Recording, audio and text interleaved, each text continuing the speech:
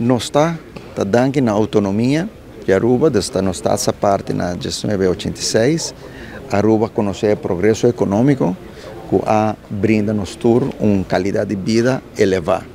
Obviamente, ora bota biba den, nunca bota agradecido na local botin, sempre boquear tique mais, pero lo hobby viaja, botin que vai back do passado, em que condição nós está por mim com o ano 86. E que passa, hobby de geração nova nunca vive, right? Na nossa nasce de abundância, que nós tem água. A maioria de nós jovens também estuda fora na Holanda ou na América, e não conhece diferente.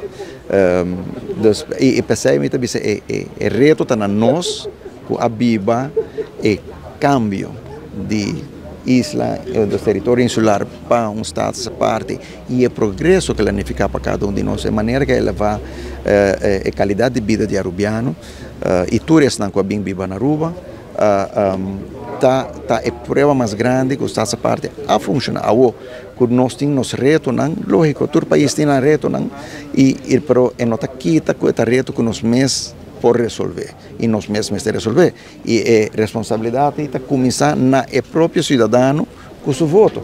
Right? É necessário de voto consciente, é necessário de voto responsável, educar-se mesmo para tomar uma boa decisão. E aceita garantir-nos um país próspero, um país que está progressando.